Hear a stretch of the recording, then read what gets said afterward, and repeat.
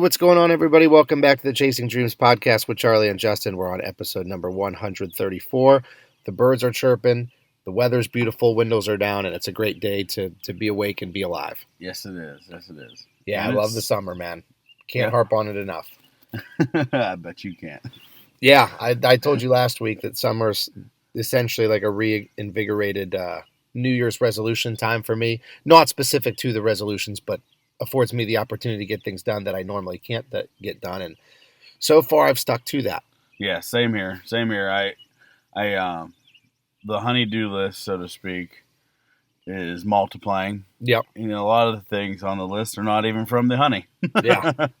So, yeah. Well, it takes a lot of balance, and I know that that's something that you're going through right now with work. And the good thing about me and my situation is that all of my necessities or my items that constitute a large majority of my time, I'm in control of. So the main one being workload, right? So professional setting stuff. So personal training with all my clients and athletes, and then online training with all my clients there. That is all volume that I have control over. So I can decide how many people to train, how many people to, do online coaching with, all that stuff. So there's kind of a double-edged sword there, though, because I've been adamant in the past about one of my issues being, I don't want to say biting off more than I can chew, because I always tend to find a way to get it done, but I get it done at the expense of my own stress levels. Right. So stress kind of elevates for me because I tend to do as much as humanly possible, not as much as humanly possible while still maintaining good mental health. Right. So that's something that I'm finding balance with right now. And I've always noticed that I function better in life if I have set rules, so to speak, and stick to those rules. Because for me, if something's abstract and non-measurable, I tend to not do very well at it. So I know that was something we talked about like 2 years ago when we made our New Year's resolutions. I remember that some of mine were a little bit vague and broad. And I said that I actually wanted to change them this year so they were, every resolution that I had was measurable and specific. So here we go. Like, this is what it is. This is exactly the point where I have to get to, because in the past I hadn't really done that. So in life too, same thing. Like, I can say I'm going to limit the number of people I take on at the gym or the number of hours I work. But if I don't have a concrete, not necessarily a concrete goal, but like a rule, I'm not going to take more than X amount of people today, or I'm not going to work Sundays at all or Saturdays at all, or whatever it is. I need to have that measurable in there. Otherwise, I'm not going to abide by it, because I'm the type of person that will always say, okay, I can fit one person on Saturday. Okay, I can put two people on Saturday. All right, one more since I'm already there. An extra hour is not that bad. And then before you know it, you're working 14 hours on a Saturday, which is supposed to be, for all intents and purposes, your off day. So I've been doing a good job. So I have to pat myself on the back of trying to stay to like concrete rules with myself. And I think that that's a suggestion that I can give people that's helped me, is just always find a way to make things measurable when at all possible. I don't know if it's like a gym mentality thing. Like, it makes sense. You know what I mean? Like, we're constantly trying to measure variables like food intake and weight and how much you're lifting and how long you're running and all that stuff. Like, anybody in fitness tends to gravitate towards measurable, quantifiable, like, data points just to see if you're making progress or not. So I think that kind of carries over for me in life. I mean, I think if everybody stepped back and looked at it, it carries over for everybody. Like, measurable content in your life just makes sense, because you can't track where you're at. And I guess without thinking about it, it is a gym thing. Yeah. Now that I just said it, I mean, I just said it out loud, the whole tracking it or having it be measurable.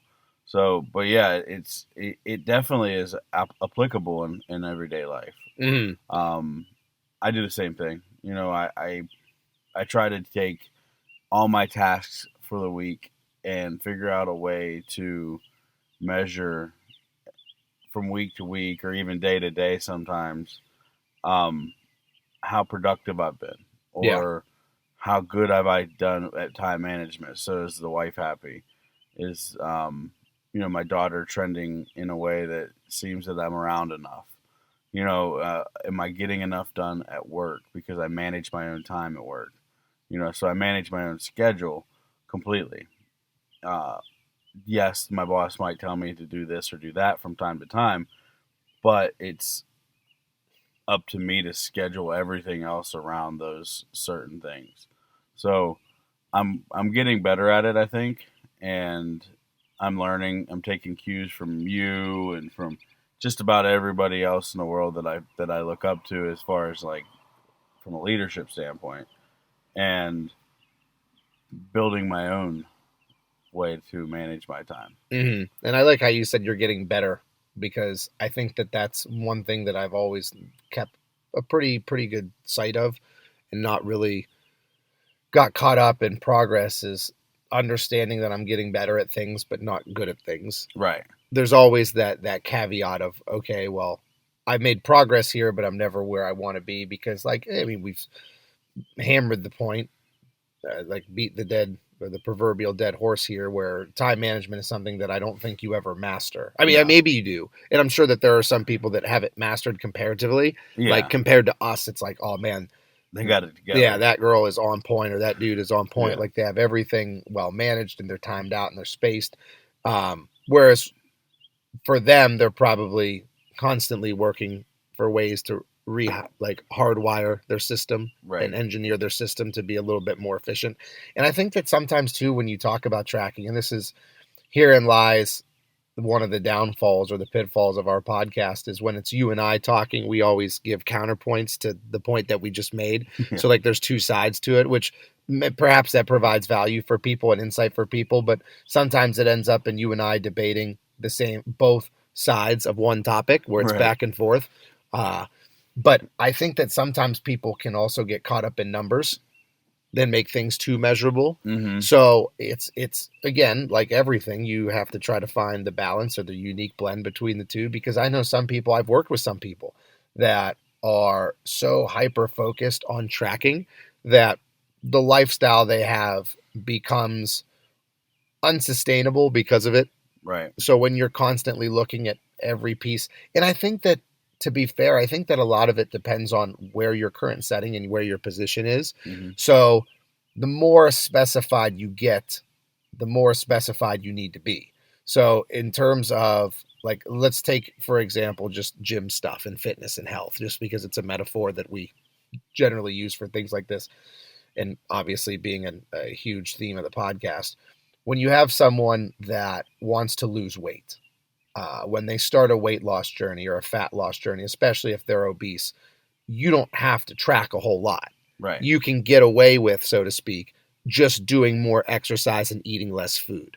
It doesn't have to be highly specific. Just move more, eat less, and you're going to yield some results. Right. Right? You can attest to that. I can attest to that 100%. And then the further along that scale that you get, and the closer you get to where the quote goal is, even though it's unattainable and there's never an end point, as you get closer to where the end point theoretically would or should be, that's when you need a higher degree of specificity. Once I lose 200 pounds, I can't just eat whatever I want in moderation and walk a little bit and do some light cardio and still lose the weight. Right. So now I have to either step on the gas more, or I have to have a much more efficient car in order to get me there, like a smarter car that is more fuel efficient or whatever. So I think that sometimes, most times, it's really important to get more measured and more specific as you go. But I feel like I try to keep the reins on people and not let them measure out too much too soon, because then that elicits a burnout factor. Yeah, you gotta get involved in the process of whatever it is: weight loss, muscle building, working, being a father, whatever it is you're doing. You got to get really involved in the process before you start to dial it in. I like that, involved in the process. The thing that came to my mind, the word was engagement. Yeah. Like, you have to have engagement in it, because so that's one thing that I do with training. Like when I have young kids come in, especially kids that are, 6th grade, 5th grade, 4th grade and below, like my elementary kids, those kids, the number one priority is movement through fun. Yeah. So how can we make training enjoyable? Because that's going to set the tone because everybody, when you get a group of people, they're always worried about the standard. Yeah. Like, what is the standard of performance? Which I have that, but my standard of performance with young kids at the gym isn't on excellence of execution. It's on excellence of accountability and behavior. Yeah. So like when you come to the gym, there are times in a relatively small turfed area where we do our athletic training that I'll have, 15 fifth grade, sixth grade girls. And anybody who's worked with fifth and sixth grade girls knows that can get pretty chaotic at times. So the standard that I set is one of behavior, focus, and effort. But in terms of the execution, like I've heard a lot of youth trainers say that middle school and elementary school kids are going to be awkward. That's the point. That's their motor patterns are still developing. Like it's going to be awkward. I'm not looking for perfect motor patterns. I'm looking for perfect effort, because with effort and focus, we can have a lot of fun and do a lot of things that are actually training disguised as playing games. Yeah. So then what happens is these kids get entrenched in a mentality of, this is fun. I want to go to training. I want to go play these games. Like there's been a ton of games that I've made up over the years. Like we have like this goal line game is what I call it, and capture the cone. And we have all these like fun games that are, again, movement drills disguised as play that the kids want to come do. So then what happens is, as they get more athletic and as they start to progress, we can't just make it all about engagement and fun. Now there needs to be a degree where we have to measure some stuff. We have to be a little bit more accountable for the specific drills we're doing. We still incorporate those like organized, chaotic games, but at the same time, now we're measuring their strength training as they get into 7th and 8th grade. Now we're looking at trackable progress, stuff like that. So I think that, like you alluded to, the most important thing is engagement first. How do you, or what did you say, get involved in the process? How do you get someone to enjoy the process first and notice changes, and then slowly, because if you transition the right way, you're going to funnel people into a higher degree of specificity without them noticing. Yeah. So I think that that's one of the conversations that I have early on with online clients, especially like as an adult, where someone will come to me and they want to lose weight or they want to do this or do that, and they expect everything to be written out. And there are some people that I've worked with in the past, like someone who is relatively well-versed in following a diet, someone who has a consistent exercise plan, someone who has, been doing this for several years. I can say, okay, here's our meal plan. Here's the times we're going to eat. Here's where we're going to start tracking our macronutrients. Here's the training that I want you to do in the gym with a little bit of freedom, but these are the things I need you to be doing so we can track these variables, blah, blah, blah, blah, blah. But the large majority of people that come to me, believe it or not, are actually not competitors. Right. It's just general population individuals who want to get in better shape, who have no meal structure, who have no specific exercise regimen. They may exercise, but they don't have anything specific that they do. So with me, it's about communicating to them that they don't need a diet plan per se, where it measures every single item and they're eating every single item, because in my experience, it's like someone, now I know that this is one of the best ways to teach people to swim is to throw them in a sense, and feed them to the wolves. But it would be comparable to having someone who's never swam before, just throwing them in the deep end instead of, teaching the technique, put him in the wading waters, so to speak, and having them start that way. So in my experience, when too much specification is thrown at people, they tend to fall off the map. Yeah, very overwhelming. Yeah. Mentally, more than anything. Because, I have said this for years, and I've said it on the podcast for years, that people don't cheat or deviate off the diet most of the time because of lack of discipline. It's because it's a lack of sustainability on the diet's part. Right. So for me, for example, anytime I deviate off plan, or if I miss meals or go off schedule, it's only because of time. It's not like I sit around there. Like, there's very rarely times where I'm like, you know what? I don't want to eat this meal. I'm not going to eat this meal. I'm going to get something different. Usually for me, it's, I don't have time. I didn't prep my last meal. I'm going to try to make it as close as I can macro wise, but I just have to get something fast because I don't have time to sit there and cook my chicken or my ground beef or whatever it is. Right. So usually it's the system in play where people fail, in my experience.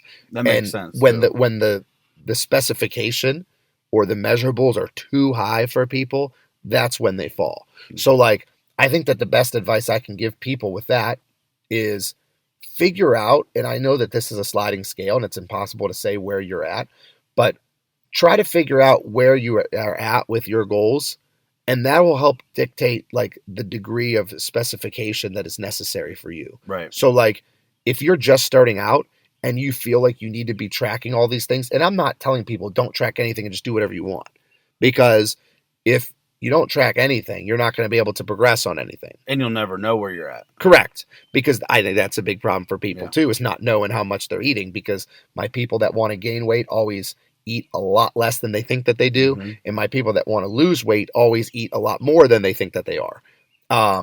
So anyway, my advice would be find out where you're at. Just kind of do like a self-analysis. Like, am I very far along on this journey? Do I like for the gym stuff? You know, if I've just started in the past, couple months, just measure a few things. Like, great way to start is measure the amount of cardio you're doing on a weekly basis. Actually, trackable cardio, because obviously anything you do could essentially be cardio in a sense. Track your protein and track your water. Yep. Those are my three, because it does not take a lot of effort to track how much protein you have a day, how much water you drink a day. And if honestly, if those are two things that someone who doesn't really work out regularly tracks, my God, are you going to notice progress from that? Right. Well, that's ironically, that's what I tell people too. Is not protein and cardio, but it's water. Yeah. And the first thing I tell everybody, that anybody that ever asks me for help losing weight or anything, is the first question is, how much water are you drinking? It's like the ultimate low hanging fruit. Yeah. Like, because when you go through starting to understand, okay, I know that I'm just starting off. I know I don't want to track everything, like we said, because that could be my downfall inevitably. And ironically, that the more you track, the worse you're going to become for some people. And I know that there are outliers. Like, there are people that are so headstrong and, scheduled out and type A that they would be able to handle a full dinner plate, no pun intended, of meals, everything measured out to a T as they just started. And they'll be okay with that sustainability wise. But the large majority of people, in my experience, don't have that capability. Anyways, is when you're figuring out, okay, I want to measure a couple things. You have to find things, and it's kind of like, again, another sliding scale, is what things are going to give me the best results, but also are the easiest to implement. So you look at things like, okay, water. Water is a perfect example of something that everybody can track. Like, it's very easy just to drink more water, and it's something that's going to hugely benefit you. Something else that may be of, ease, but not maybe of massive benefit, would be something like an additional supplement, like I don't know, like beta alanine. Okay, like that's just a random supplement that popped in my head because we're going to work out after this. So pre-workout supplements were on the mind. Like beta alanine, taking beta alanine every day for certain cardiovascular purposes may be beneficial, but like, and it's easy. Okay, that's something I could do easy every day, but how much of a difference is it going to make if I'm 400 pounds and I'm trying to lose weight? Right. Like, if that's the first thing I start taking beta alanine, I'm not going to notice any difference. Right. So that's not a fruit that we're looking to pick. So you kind of have to figure out, okay, what's going to give me the best results and what is going to be the easiest. Water's very easy. Protein's very easy. Overall calories, especially with technology, dude. Yeah, I mean, I know we bash on technology a lot, but then we also build it back up a lot. It helps. It's much easier because you don't have to sit there and calculate, because I'm one of those people where, and I think it's because of lack of time, that the easier I can make things, the better. Like, I'm one of those people, and it's not beneficial to eat the same foods every single day, but if necessary, I could do that just because it's less thinking, less preparation. Right. So really, there's two ways to go about things. You could do a macro split as a diet, or you can do like a food split. So a food plan split would just be like eating these specific foods at these, so you know exactly what you're eating. Whereas a macro split, where a lot of people have success with, is protein, carbs, and fat. Those are your three macronutrients. Some consider fiber now as like almost like a fourth macro, but ultimately you're looking at proteins, carbohydrates, and fats. You track those three things, and this is for our listeners because I know that you know this. You track those three things in certain amounts, and however you get them is fine. You can just calculate what you're eating and then trying to hit certain numbers for the three of those. I have actually found that works best for me as a blend. So when I work with my coach, Austin, who kind of oversees my nutrition, in Austin at this point is very hands off. I'll be transparent. I don't always check in with him like I should, but I think that there's that kind of understanding like Charlie knows what he's doing and Charlie's doing what he's supposed to do. Right. So I don't need constant check-ins with Austin. Like I pay Austin for his knowledge. I don't pay him for his communication. Yeah. Like I don't need to check in with him. Some people need that accountability. I don't. So one of the things that's worked best for me is kind of blending both of those. So what I've been doing is he gives me the macros, I create the split. So he'll say, hey, I need you to up carbohydrates 40 grams on training days. Say, okay, I'll do that. So then what I do is I look at my diet plan of set foods. I say, okay, what's going to be the easiest way for me to get 40 extra carbs? Could I add rice? Yeah, that'd be pretty easy. But if I have foods that are like high in carbohydrates and fat or have, fat. And so like, I don't know, almond butter. Okay. I try to get some more carbohydrates through almond butter, which is minimal because it's going to take my fats way up. So I can't add that. So I go back with the macros and figure out what foods are easiest for me to put in. That's why a lot of people, when they do their macro splits and they have a tough time hitting certain measurables, like, hey, every night I have my food and I eat throughout the day, and it seems like every night I'm always short on protein. It's like, okay, get a protein shake. Yeah. That's the perfect way because for all intents and purposes, I mean, not literally, but it's essentially it's pure protein. Right. Like you're going to get a little bit of carbohydrates, probably little minuscule amount of fat. But that's a great way to add, just protein. And something like a carbohydrate powder. Again, that's something that you can save. And I'm not saying everybody pound tons of carbohydrate powders just to meet your macros. But if you're short, those are something that you could put in. Avocado oil, extra virgin olive oil. Those are good fat sources. Yeah, pure fat sources. Right. So that's something you could put in at the end if you're short. But I think everybody's kind of different on that. What type of plan do I need? But I think the big picture for people is your plan needs to be either more specific or less specific based on experience level and where you're at. But then I also think the other thing that we would throw in there would be lifestyle. Yes. What amount of specification meets your lifestyle needs? I agree with that 100%. And then I guess the only thing I'd like to add to that would be if we're talking about the new person, that intro to the gym or intro to weight loss or intro to XYZ, whatever it is keep it simple, stupid. Yes. We've all learned it when we were kids, so keep it simple. Tracking doesn't mean complicated. Yeah, exactly. It doesn't have to be complicated at all. It just has to be done.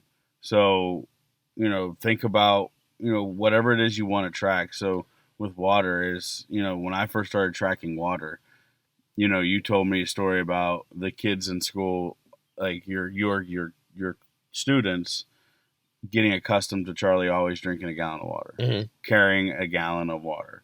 And it made sense. So I started carrying a gallon of water. So a gallon jug is the easiest way to track how much water you're drinking.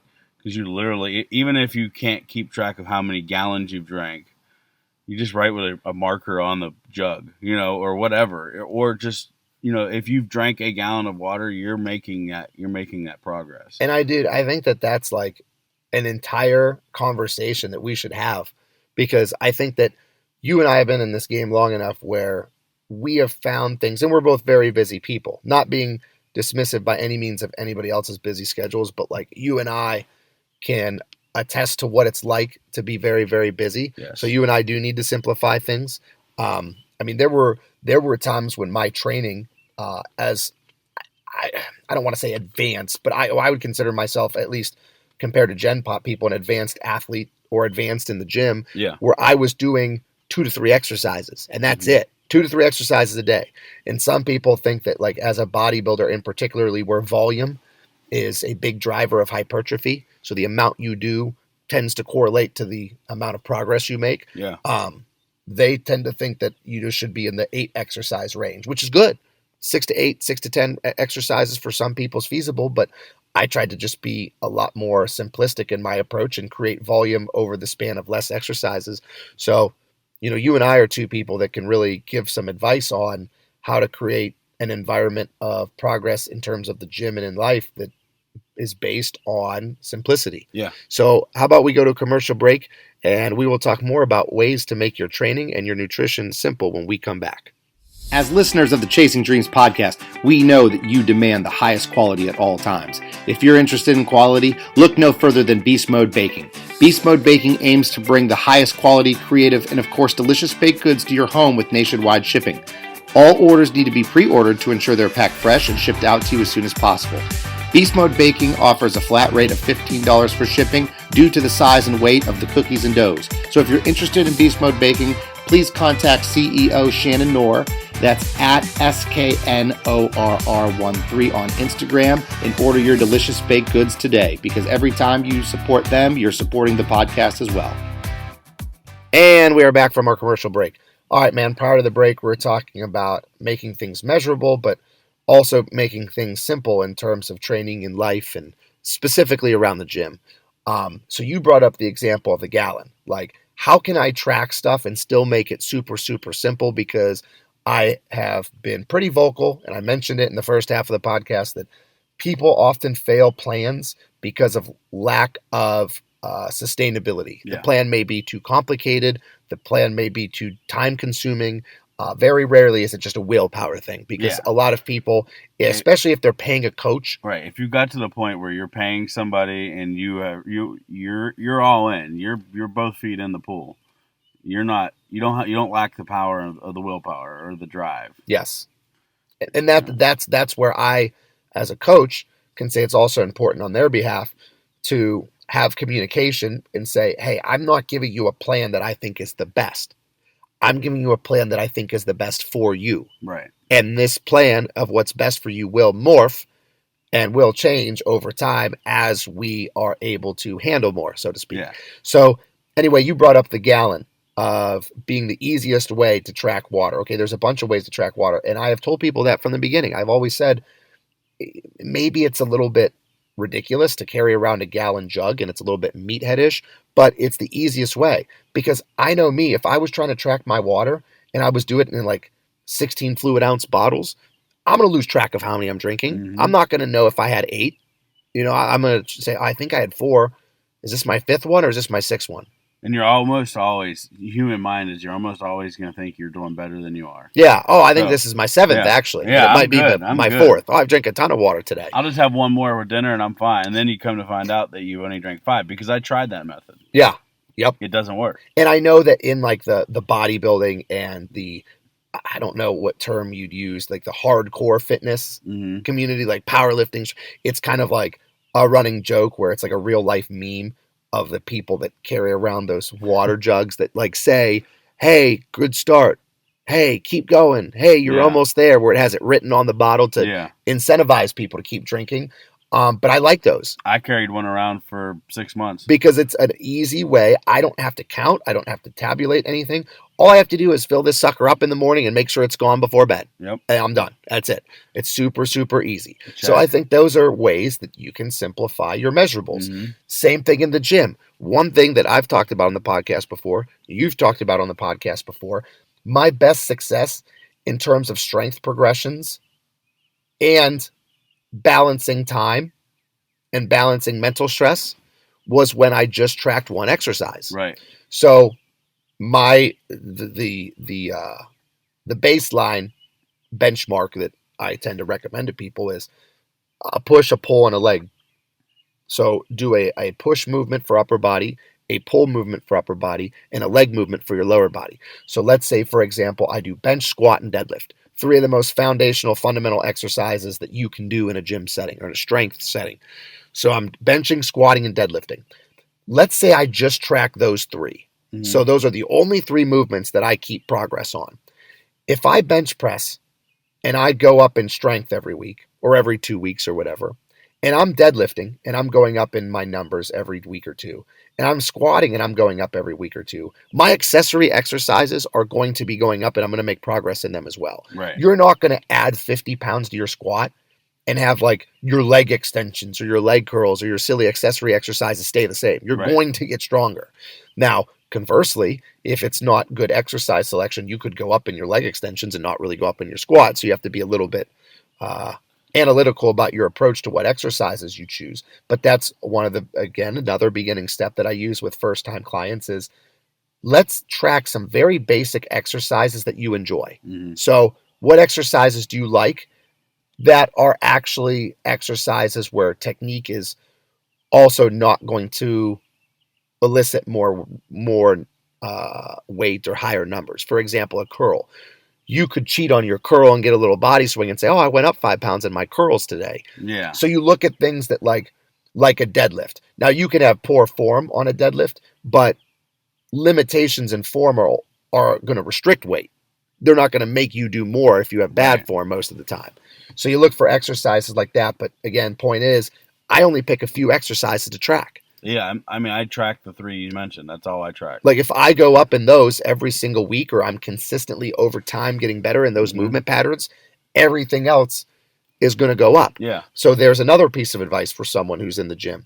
If you're looking for a way to track your progress and you feel overwhelmed keeping a notebook, because I used to keep a notebook of everything, every set, every exercise, and I was neurotic about it, and it worked very, very well for me because that was definitely the strongest I had been is when I did track everything. Right. But at the same time, gym sessions were a lot longer because every single set I was walking over to the book to write stuff down at the counter. And I tend to get more stressed when I'm doing that. I agree. And that was what I was going to say is I had my most strength progress, like most controlled strength progress when I tracked every single thing.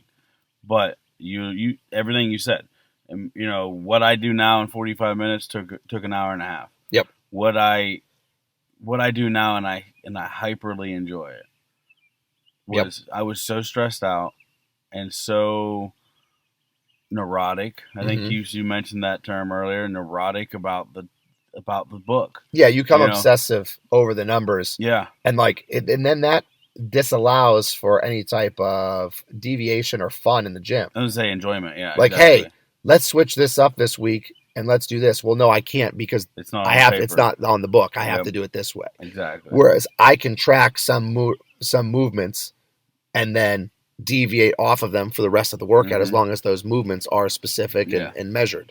So that's another strategy. Measure as little as possible in the gym, but make sure that which you are measuring is the best thing to be measuring. Yeah, exactly. Don't measure silly stuff. Yeah. Don't measure curls. Yes. And this is unique to me in particular, and well, not me, but people that have home gyms. Yeah. As of right now, I'm primarily training in my home gym, so I got a whiteboard. I don't even have a notebook anymore.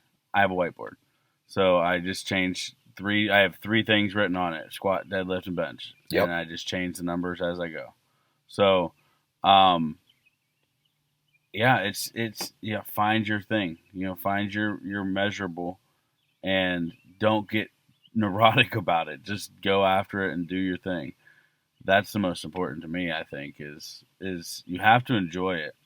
And if you overanalyze and you overtrack and you look at every little thing, you're not going to enjoy it as much as if you just went in there and got after it. And maybe there's another strategy that you can use in the gym, and that's time allocation as well. That's another trackable item that I've used with people that helps. So, we could go small picture first, small scale, and say that I tell people, and this is even competitors or people that are advanced, I'll give them certain time parameters because when it comes to like mobility work, that's something that people skip out on pretty regularly. Yeah. Myself included, I don't do it as much as I should independently. Yep. Luckily, I have the benefit of working with athletes all day, every day, so I get to do it with them, so I get enough work in cumulatively. But a lot of my clients don't, my online clients, so I'll kind of prescribe, in a sense, 15 minutes of mobility work. Hey, it doesn't matter what you do, what stretches you do, find some tight spots, do some dynamics, find things that you feel need work. Like if your hips are tight, do some rotational stuff through the hips, do some Cossack squats, find some things that are going to help mobilize the hips a little bit better. And just spend 15 total minutes. What they'll do is they'll literally set a timer, take their phone, set it for 15 minutes, go stretch out. When that time's all done, they're usually pretty thoroughly warmed up, and then they'll go start the training. Or I've done that with ab work, with core work. It doesn't matter what you do. Just dictate 15 minutes to core. And it doesn't have to be 50. That's just an arbitrary number that I'm throwing out there. But time. And then you could go bigger scale. And if someone's new to the gym and they're new to exercise, just have them exercise for 30 minutes. Right. Hey, it doesn't matter what machines you do. Stay busy for 30 minutes. Just do 30 minutes of lifting and movement. Yep. You can use this machine, that machine. You can get on the treadmill. You can get on the bike. You can go outside on the track. You can do curls. You can bench. You can squat. Do whatever you feel comfortable doing. Just make sure that you're doing it for this amount of time, because that's volume tracking. You're tracking your volume. Right. Another simple way would be tracking frequency. Go to the gym 3 times a week. Doesn't matter what you do when you're there. Doesn't matter how long you're there, because most people, if they're making an effort to drive to the gym, especially with gas prices, they're probably not going to stay there for less than 10, 15 minutes anyway. Exactly. They're going to get their work in. So, hey, go to the gym 3 days a week. Doesn't matter what days. Doesn't have to be Monday, Wednesday, Friday, Tuesday, Thursday, Saturday. You could go Monday, Tuesday, wait till Friday to go the next day. Yep. Obviously, the more spaced out, it'd probably be a little bit more structurally appropriate in terms of programming goes. But whatever it is you want to go. Right. Just make sure you're getting there 3 days or 4 days or 5 days or whatever your trackable things are. And that's how and honestly, so that's where I'm at now. Is I made some program changes and went back to keeping it simple, even simpler. And I just set a limit, an amount of days I needed to do cardio, and an amount of days I needed to do strength. Yeah. And I know what I'm doing, so I have it wrote on the board. I'm doing three days of strength training and 3 to 4 days of cardio. Just depends on workload.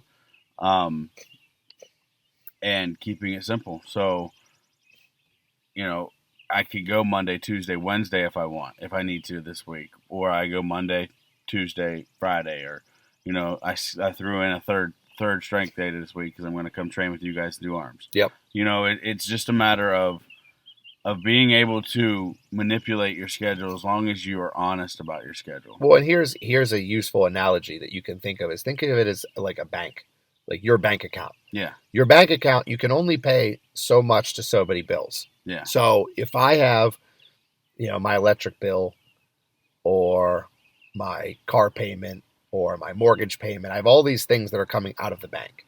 And if I buy a much more expensive car, then I have much less money to spend on groceries or my utilities at home or my mortgage payment or whatever. So buying more expensive things, and we're looking at money as time here. So spending more time doing something and tracking things is fine. If you want to track, or keep things very complicated, so to speak, in the gym, there are other parts of your life that are probably going to lose focus because I'm so hyper-focused on tracking this, logging that. So the nutrition's a big one. If I'm worried about tracking every single item of food that goes into my body, I'm usually allocating a lot of time to that. So that's less time or less money that I can spend with my family. I'm pulling from that time bank account. So what you need to do is, especially even in just fitness alone, there's people that want it all. They want to build muscle. They want to lose fat. They want to have better endurance. So they implement different modalities. They do strength training. They do cardio. They do mobility work. Awesome. But your strength training is going to have to be scaled back a bit if you expect to get really, really good at cardio. Not that lifting hurts cardio, but the time allocation does. Right. So if you're spending 6 days a week, an hour and a half each session doing strength training, most normal people aren't going to have time for cardio. Right. And so that starts to get put on the wayside. So what can you track, and what are some easy low-hanging fruits that you can do in the gym? Bench, squat, deadlift, pull-up, overhead press. Those are the movements I'm going to focus on. I'm going to get really good at those. It's only going to take me a half hour, 3 days a week, and then the rest I'm dictating to cardio and family or whatever. Yeah, perfect. You basically just described my life. Yeah.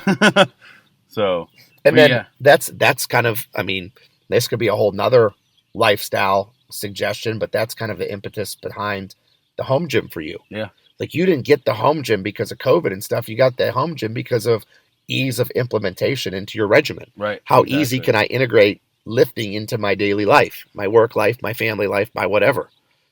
Yeah, because, you know, even if you do all the, to me anyways, this is just for me in general. If I keep it simple, stupid, and do everything very simple and get it done in 35 minutes. Say 35, that's time to make a pre-workout shake or a post-workout shake, say hi, say bye, and then get to work. So if I do 35 minutes at the gym, it's automatically an hour and 5 minutes if I'm going to a gym, because it's 15 minutes away from my house. Yep.